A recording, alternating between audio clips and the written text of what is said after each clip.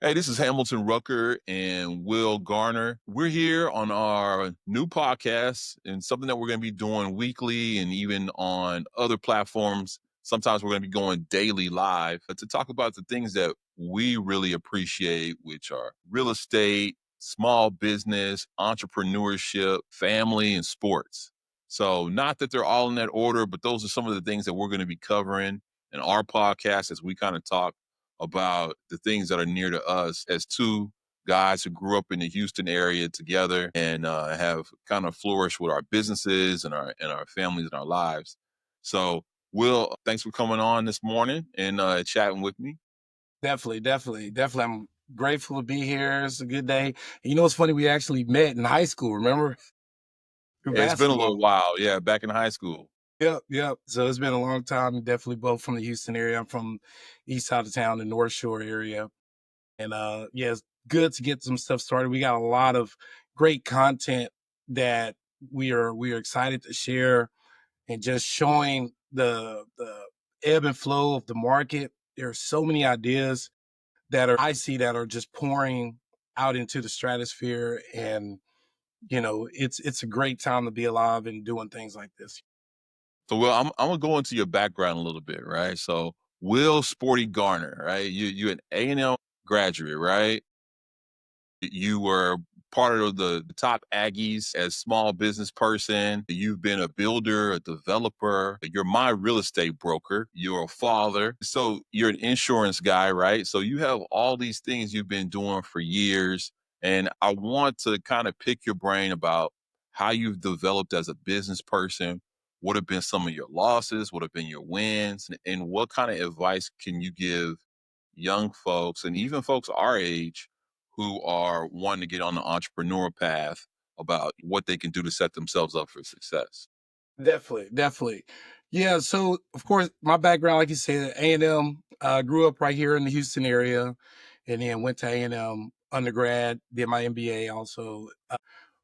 Yeah, in 2008, we were awarded the top one of the top five rankings out of 100 companies owned by former A&M grads, which is the Aggie 100 award.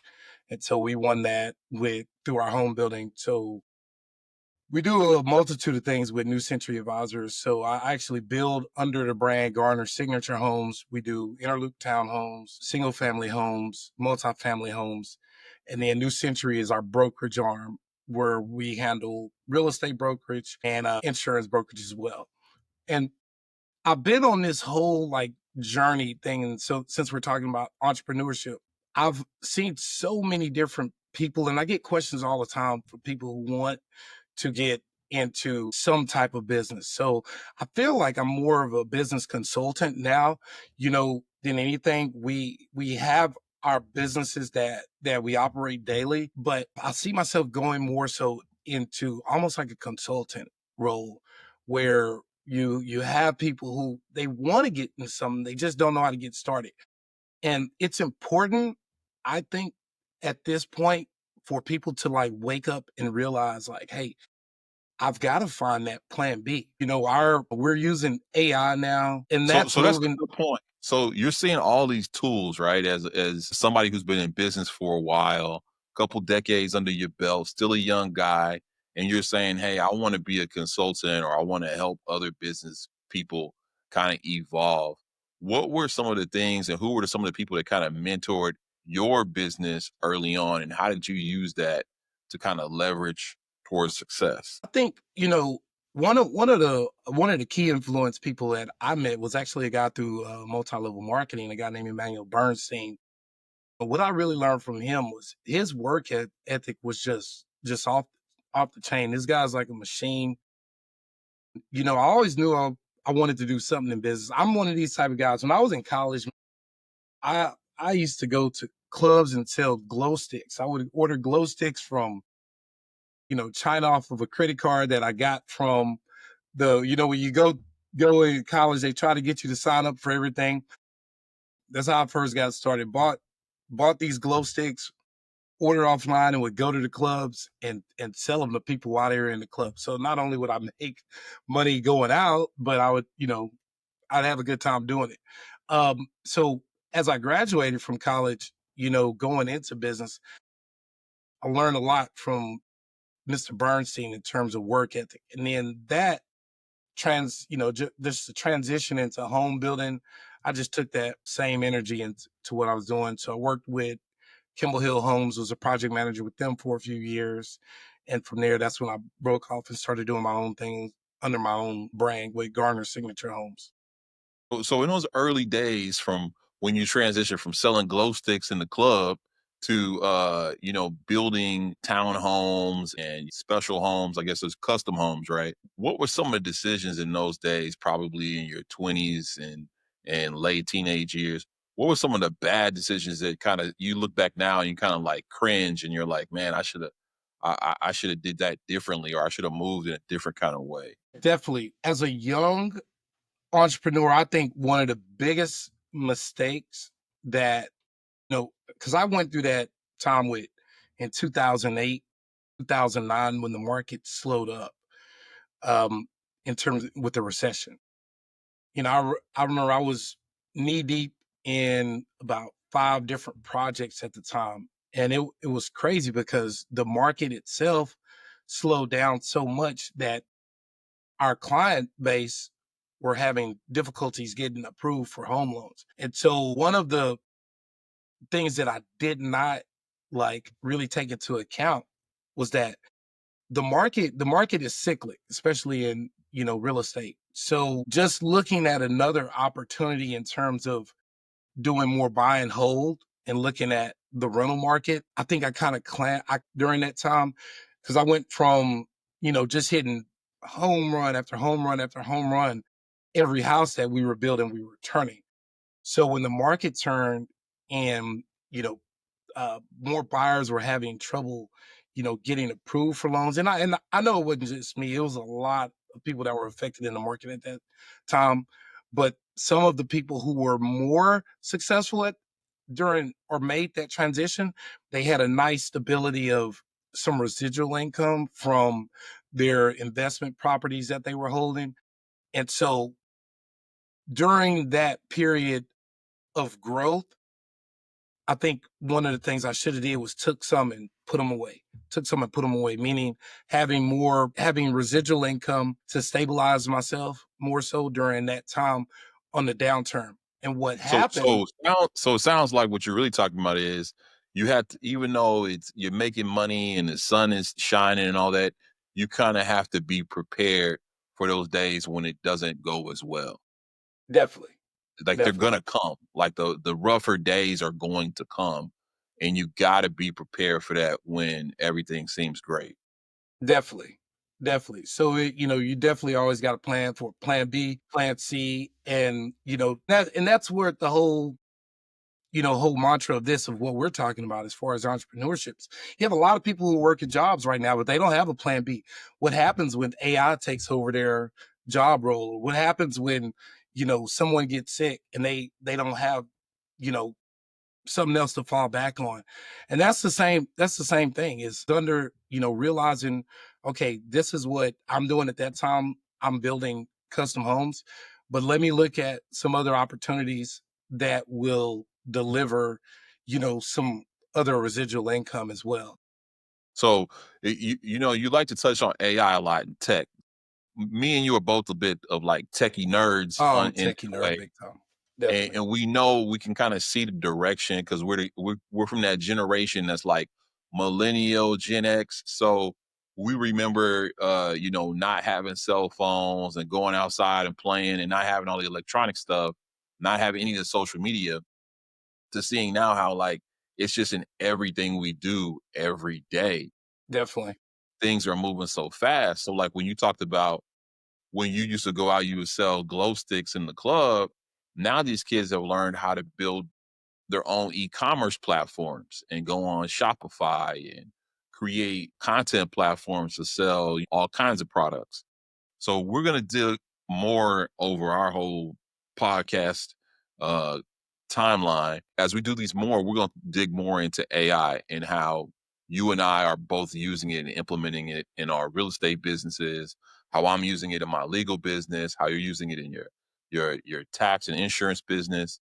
So that's a good point that you bring up. I want to kind of move towards your business background of like relationships. And you talked about a mentor, Emmanuel Bernstein. Have you had to work with a lot of different partners on different projects? Because I know for myself, I've shied away from partnerships, but have Mhm. you used a lot of partnerships in the deals you've done?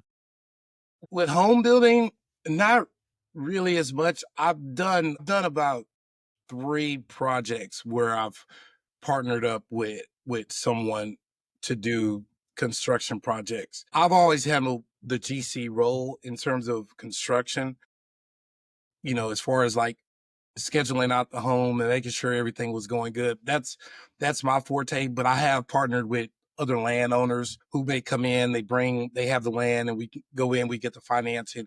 I partner with other people who have more money in place. And right now we have a platform of syndication where we are raising capital for investors who are like, hey, they would like to park some money into a project. So for some of the development projects we're doing in the future, I do feel like we will that's just a natural, I think, future flow of things where we're going to get into more partnerships with other, whether it's developers or other contractors. That's definitely going to happen. So you see bringing on partners as almost like an essential part of really trying to grow your business. Definitely the scale. You get to a point where you're looking at doing deals that are 50 million plus, you're going to put groups together that go in and tackle bigger projects. Yeah, and so how would you really pick partners? Is this something that you would do like a formula you would look at on what kind of person you want to bring in as a partner? It's definitely about, record, and then with me, and then what I see the value of what that person could bring to the table. Where, it's just like putting a team together. If we're putting a basketball team, you're gonna need a point guard, shooting guard, small forward, your power forward, your center, right? I look at it the same way. It's like, hey, if we're putting a team together, I don't need, you know, too many eggs in the same basket over here. We need teams that are the players can bounce off of each other to accomplish a common goal. Now, when it comes to capital raise, there's no limit to the number of partners we can bring in at because money talks for sure. So it's a That's one of difference between the team that's performing and your capital team. So one of the biggest things I've seen as a lawyer, right? Like my perspective with partnerships is it's like a marriage, and without like a really good foundation, things tend to like crumble apart. And partnerships can work, but everyone really needs to have like their ducks in a row. You got to find out what everybody's motivations are, keeping documentation of what people have said, put it on paper, right? Like Definitely. anything you said and you've done, you guys need to put it on paper so you're clear so that nobody's memory gets fuzzy later on. People forget things or they don't realize like what they promised or what they said. And if it's on paper, it's like, hey, look, let's just go look at the documents Right. and it keeps everybody kind of in a better place because you can say and do all kind of things that you might forget or get excited about something and you may maybe overpromise or overextend yourself in some kind of way. Right. So when it comes to the partnerships, I always tell people, document early, save stuff. It just keeps everybody in a good space. Definitely. So have you had a is that something that you've seen? What's one of the craziest scenarios that you've seen so far from a like partnership? I see a lot of wild stuff, so we in my law practice we litigate. So and I also do real estate transactions. But when people come to me about litigation, about suing someone, it's like the whole thing's blown up. It's either Mhm. been some kind of fraud, someone is lying to people, people are hiding money. Right. And so, we've had deals from everything where, athletes are getting loans from our clients. And I mean, we're talking about guys who've made hundreds of millions of dollars and they're in business with a guy and they're getting personal loans and they forget to pay it back. They just disappear. And without the paperwork early on, even though they had strong relationships, if the paperwork wasn't in place, they kind of be out of luck. So we've seen some wild stories. I think as we go on this, I'm gonna show you some specific things. And also we're gonna regularly pull out different articles and talk about them from our own perspectives and like what things we've experienced. Definitely. Yeah. That kind of goes into the mindset too of each individual. Like, think about that a lot. Like, what is this person's mindset? Like, their not just their background. I don't like to discount anyone because of their background, but I do like to dive into a person's mindset, when it comes to business. Like, where do they have what's on the highest order of importance to them when it comes to repaying loans out? Like, what's their level of, savvy when it comes to dealing with relationships? How do you handle yourself when you're in an environment where, you're at a function and there's the drinks are flowing and things like that? How do you like those things matter business wise? And that's something like I speak to my kids all the time about, being aware of their environment and watching who they're hanging around with, because you become who you hang around. So it's Right. so And it that's a good point. When you talk about it matters about who you're hanging around because a lot about your social network and the people you're around also influence your opportunities and what comes before you, like what's motivating you on a day-to-day basis to get certain things done. Because it's hard to move the ball every day, right? definitely, And if you're around negative energy, negative people, you're not going to be progressing. And so when you cut that out, you can progress. You can not worry about every small thing that someone's done to you or said to you because you're mission oriented, and the people around you are mission oriented about getting something done, getting things accomplished. definitely, definitely. And that's really a big point that I try to drive home to entrepreneurs who they want my advice. I'm like, look, if you got an idea about something, sometimes you just got to block stuff out. You got to block out the naysayers. You got to block out, because somebody's always going to can pull you in a negative way, and they may not necessarily have the intention to pull you away from your goals are, but if you have that something inside that's telling you, hey, look, this is what I want to do. I have this idea. You have to walk a walk a lot Right. of times by yourself. And sometimes it's best to keep some things in silent and just continue to walk your path, build your dream out, build your goal out without necessarily broadcasting to everyone. Let the work speak for itself. That's what I tell a lot of new people also, because man, it's like it's like throwing seeds on the concrete. Birds will come and pick it up, and Yeah. they'll take you away from what you're trying to do. Big time. So when you're talking to these young entrepreneurs and people who are trying to launch these new businesses, how important are you saying branding and identity and reputation? That kind of goes with what we talked about before. Like, how are you seeing that change now? And as a person who's like was had business before all the social platforms, how are you seeing how important it's going to be in the future about creating brand and reputation and all that kind of stuff? Man, that's so branding is everything. Like, that's one of okay, so there's like two sides to this. It's amazing. Like pre social media, pre like all of this AI stuff, as far as with me is concerned. Building a brand and staying consistent about your brand is important. But that goes to one of the mistakes I feel like in the past. I'd have these ideas and I'd brand this and I brand that. And like, okay, well, cool, let's do this. Here goes another idea. Here goes another idea. And now, what I'm seeing is you want to have some consistency to your flow, because people are going to find you on different social mediums, whether it's TikTok, whether it's Instagram. So you want to have a consistent message, because at the end of the day, the key thing is getting that exposure and staying consistent about your exposure.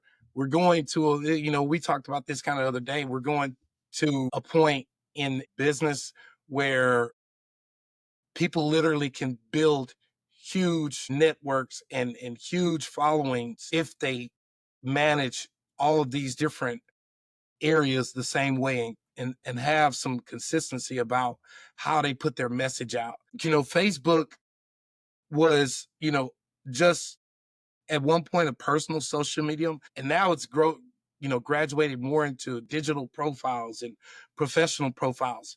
I mean, these are your storefronts that you're putting up, and each one of these social media outlets is a different storefront. You got to look at it almost like, hey, here's a location. This is my location in Atlanta. This is my location in Vegas, but they're just social media outlets. So yeah, building that brand is so important for sure. So to kind of wrap up this first video that we're doing, and we're going to be doing many more of these. What is something actionable today you would give a young entrepreneur? And I need to take that away. Not even just a young entrepreneur.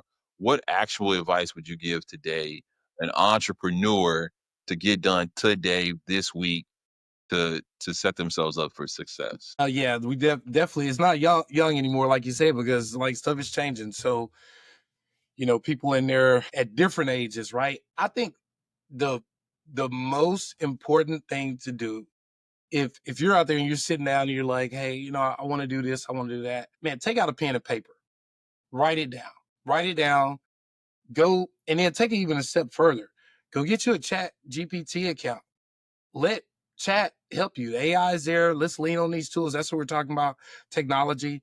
Take your ideas, write them down on a sheet of paper. Let your ideas flood down on paper. Because you're at the beginning point of, this is what I'm trying to do. I've been sitting around kicking this can down the road. Now take it and let's put it into some AI. And then let's see if AI can help expound on your ideas on what you put on paper first. So that's going to be our first step of the game of what we're going to do first. Well, good. I like that advice. Will, hey, I appreciate your time. We're going to do this again real soon. We're going to Definitely. have more of these conversations because I think they help me. I think they help you. I think, and hopefully the audience that gets to watch these will gain something from it and be able to send us, questions, comments, any kind of stuff you might have. Leave it where behind where you see this video and give us those comments so we can improve and we can answer your questions, any kind of concerns. All right. Definitely. Appreciate it. Definitely. Thanks. Thank you all for tuning in. This has been great. Well, we'll see y'all next time. And remember, we'll see y'all at the top.